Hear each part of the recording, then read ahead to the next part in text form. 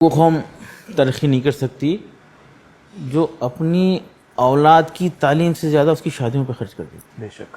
فضول خرچی ختم کرنا ہے. پتہ نہیں یہ برتھ ڈے کے نام پہ سیلیبریشنز ادھار لے کر لون لے کے برتھ ڈے کر رہے ہیں, فضول خرچی کر رہے ہیں. بامبے میں خاندان کے لوگ مل کر کہیں 25 کلومیٹر دور جا کے صرف رات میں ایک ڈنر کر کے آ رہے ہیں, 40,000 50,000 خرچ کر دے رہے ہیں, جبکہ اس 40,000 50,000 سے 3 بچے جو ہے سال بھر پڑھ لیں گے. تو یہ فضول خرچی ختم ہونا, غیر شرعی غیر ضروری رسومات کو ختم کرنا ہے اور تعلیم کے لیے, تربیت کے لیے اور معیشت کے لیے کرنا ہے. پتہ چلا ایک نوجوان سے پوچھے, بیٹا آٹو چلا رہے ہیں کیا بات ہے, کیا حالات ہیں, ایسا کیوں ہوا؟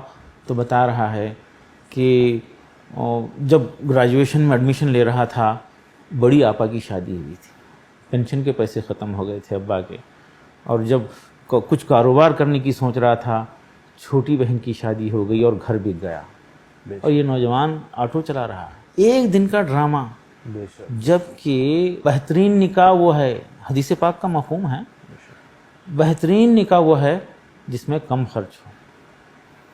اب میں اکثر ذکر بولتا ہوں, کھل کے بولتا ہوں, بہترین کا اپوزٹ بدترین, کم خرچ کا اپوزٹ زیادہ خرچ.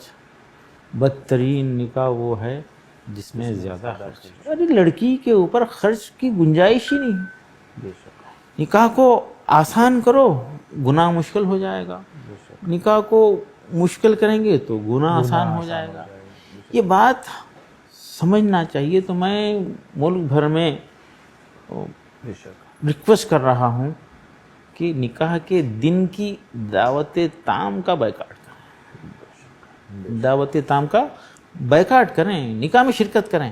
صحیح بات. اور ولیمہ غریبوں کا خیال رکھتے ہوئے, کفایت شری سے, فضول خرچی سے, دکھاوے نام و نمود سے بچتے ہوئے ولیمہ کریں, شادی کو آسان کریں. یہ ایک بڑا کام ہے جس کی وجہ سے تبدیلی کی امید کی جا سکتی ہے. یہ بہت اچھا پوائنٹ آپ نے رکھا ہے سامنے, جس کی آپ وکالت کر رہے ہیں کہ شادی میں جائیے کھانا مت کھائیے. تو جیسے لوگ اپنے آپ سے کھانا کھانا چھوڑ دیں گے لوگوں کی شادی میں, لوگ اتنا خرچ کھانے پہ کرنا کم کر دیں گے اپنے آپ. 5% لوگ اگر اس پہ عمل کر لیے, اس ہمارے پیارے دیش ہندوستان کے 95% لوگ اس پہ عمل کے لیے راغب ہو جائیں گے, ایک بڑا مسئلہ ختم ہو جائے گا. 5% لوگ جو دل سے مانتے ہیں, بیٹھ کے تبصرے کرتے ہیں کہ فضول خرچی گناہ ہے.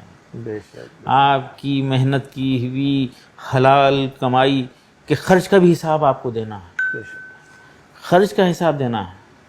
تو یہ احساس اگر ہو جائے اس نوجوان کے دل پہ سے, دیکھیے کہ اس کی بہنیں بیٹھی ہوئی ہیں اور پیسے نہیں ہونے کی وجہ سے شادیاں رکی ہوئی ہیں اور بیٹیوں کی عمریں ڈھل رہی ہیں, اس احساس کے ساتھ مت جائیے اور بیٹھتے ہی فوری حلال اور حرام, اللہ نے دیا ہے اس لیے خرچ کر رہے ہیں. بھائی اللہ نے دیا ہے لیکن خرچ کیسا کر رہے ہیں اس کا سوال ہوگا. یہ احساس ہونا چاہیے ہم لوگوں کو. تو اس کے لیے اگر کوشش ہوں, 5% لوگ اگر اس پہ عمل کریں گے, بائیکاٹ کر دیں گے صاف, تو انشاءاللہ 95% لوگ بھی اس پہ عمل کے لیے راغب ہو جائیں گے.